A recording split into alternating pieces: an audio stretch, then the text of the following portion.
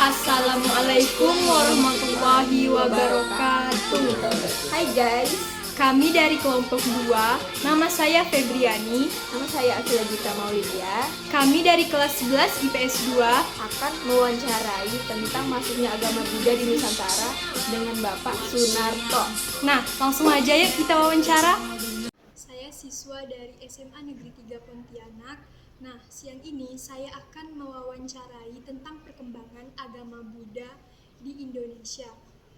Nah, siang Pak. Ya, siap. Dengan Bapak siapa namanya? Sunarto.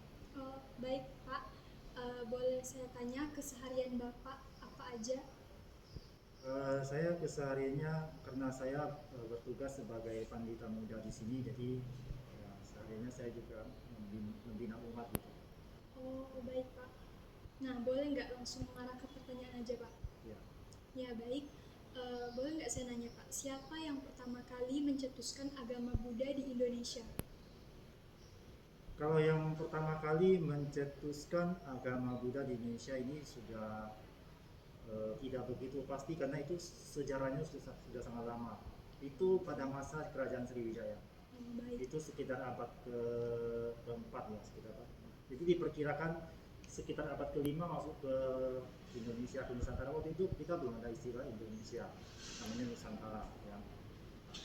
Waktu itu katanya sih menurut catatan sejarah dibawa oleh seorang biksu dari Tiongkok, dari Cina, sekitar abad kelima. Lanjut ke pertanyaan kedua, bagaimana proses agama Buddha bisa masuk ke Indonesia Pak? Ini juga karena sudah lama sekali, tapi menurut catatan sejarah itu melalui jalur laut perdagangan waktu itu.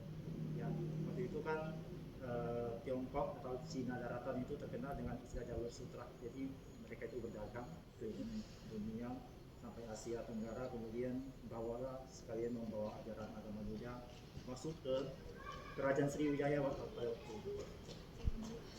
Pertanyaan yang ketiga Pak, apa yang dimaksud dengan Dharma Duta? Dharma Duta. Dharma itu artinya kebenaran. Lalu duta itu artinya alat.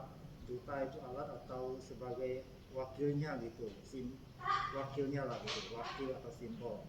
Jadi Dharma Duta berarti seorang penceramah atau seorang pengkhotbah. Jadi orang yang mengabarkan kebenaran atau berceramah atau berkhotbah itu kita sebut Dharma Duta. Yang selanjutnya akan dilanjutkan dengan saya, Afila. Nah, untuk pertanyaan nomor 4-nya, kapan agama Buddha mulai menyebar di Indonesia? Tadi sudah disampaikan itu kira-kira abad kelima itu pertama kali ya, kira-kira abad kelima. Tapi kemudian agama Buddha itu memang berkembang pesat pada masa Kerajaan Sriwijaya, kemudian berlanjut sampai Kerajaan Majapahit. Tapi kemudian agama Buddha itu runtuh sekitar abad ke-14. Setelah itu berganti dengan masuknya Kerajaan Islam. Apalagi setelah masuknya pemerintah Hindia Belanda, masa penjajahan, jadi waktu itu agama Buddha itu sempat runtuh atau tidak dikenal. Jadi waktu itu hanya dikenal di Indonesia atau di Nusantara hanya ada agama Islam, agama Kristen, dan Katolik. Dan kemudian agama Buddha itu bangkit kembali itu kira-kira sebelum tahun kemerdekaan ya, 1930-an. Itu dibangkitkan kembali oleh seorang biksu namanya Narada Tera ya. Narada Tera itu dari Sri Lanka.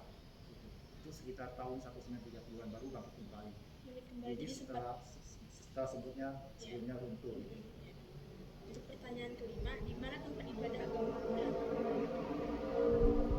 Tempat ibadahnya, nama tempat ibadahnya wihara. Tulisannya pakai V ya. Tapi bacanya wihara. Bacanya wihara. Untuk nomor 6, mengapa agama Buddha masuk ke Indonesia? Kalau mengapa, karena itu ya dulu itu kan itulah perdagangan gitu kan. Waktu berdagang itu berdagang kan, jadi sekalian membawa ajaran agama sampai masuk ke Indonesia. Oh, dia awalnya berdagang terus Ya, jadi awalnya mengenalkan berdagang. agama. Ya, berdagang kemudian mengenalkan agama. Cuman itu sih Pak pertanyaannya, sekian. Nah, untuk teman-teman pertanyaan kan sudah selesai, jadi sekian dari saya. Bapak siapa? Sunarto. Terima kasih. Nah, sekian wawancara dari kami hari ini. Mohon maaf yang sebesar-besarnya jika ada kesalahan kata dalam pengucapan. Kami akhiri wawancara hari ini. Wassalamualaikum warahmatullahi wabarakatuh.